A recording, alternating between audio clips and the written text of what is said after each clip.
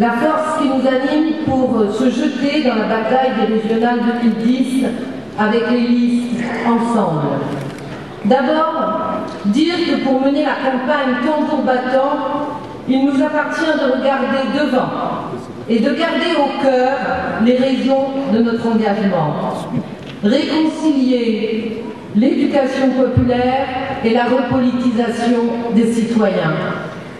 Oui, nous voulons changer l'ordre établi, radicalement, et mettre en œuvre des politiques nouvelles, égalitaires, vivre ensemble, de faire plier la domination capitaliste et de faire naître une société où se conjuguent justice sociale et préservation de l'environnement, de l'eau, de la biodiversité.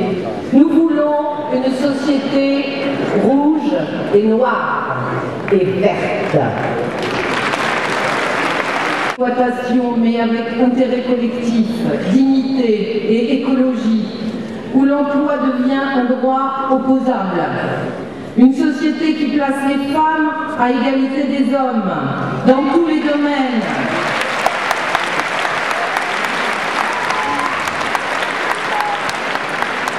Où la laïcité, où la loi faite par le peuple l'emporte sur le MEDEF, sur l'OMC, l'Union européenne, le FMI, la Banque mondiale, où un nouveau système de commerce international, s'appuyant sur la charte de la Havane de 1948, inspire des échanges équilibrés entre le Nord et le Sud.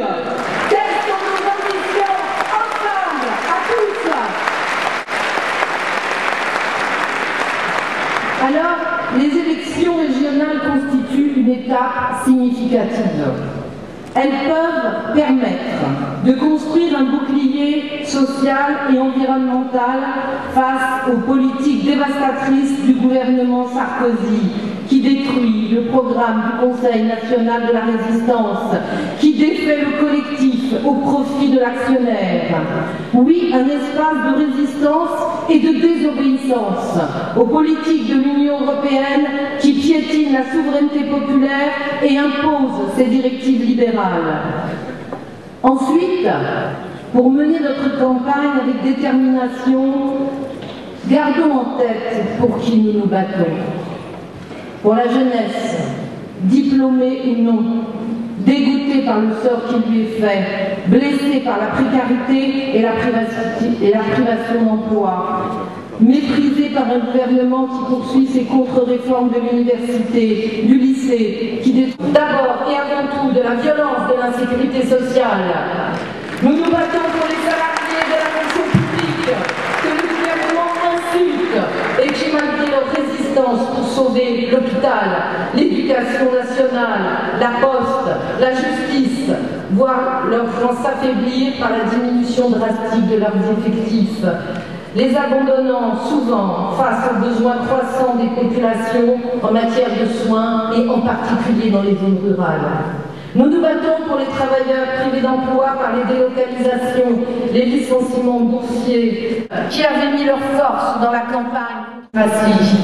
Enfin, et certainement ce n'est pas le tout, nous nous battons pour les femmes et les hommes qui créent des alternatives d'économie sociale et solidaire.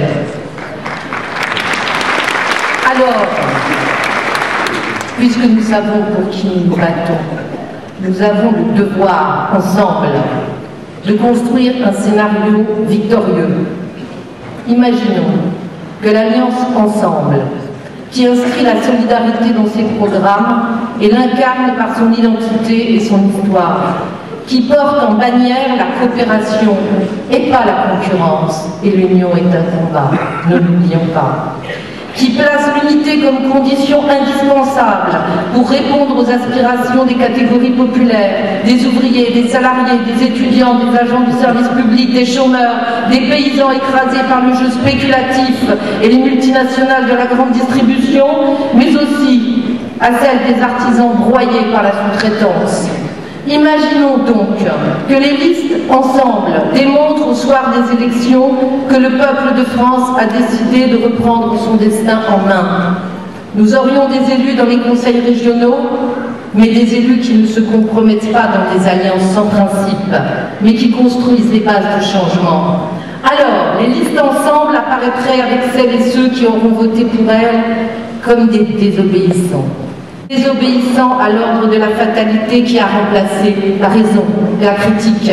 Désobéissants aux dogmes libéraux, désobéissants aux grands médias, désobéissants au sein des conseils régionaux face à la directive service plus connue sous le nom de Bolkestein, imposée par l'Union européenne à l'ensemble de la France, du peuple de France, des collectivités locales, et qui va nous tomber demain dessus et qui va amener la mise en concurrence de l'ensemble des services publics, y compris des services sociaux.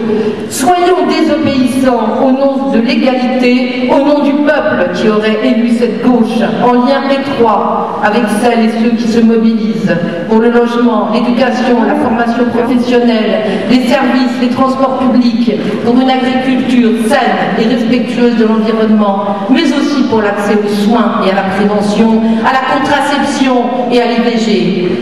Alors, chers amis, chers camarades, mesdames et messieurs qui êtes là, puisque nous ne sommes peut-être pas tous des amis et des camarades, alors c'est une autre étape qui s'ouvrirait, celle qui permettrait de construire en France une force politique de gauche, fière, combative, au service de la transformation sociale. Dès maintenant, dès la fin de ce meeting, nous devons convaincre partout que ce scénario est possible et qu'il peut faire ressurgir la capacité d'insurrection populaire du peuple de France. Notre campagne unitaire, c'est une promesse. C'est une promesse pour demain, mais c'est surtout une promesse pour une démocratie vivante. Merci.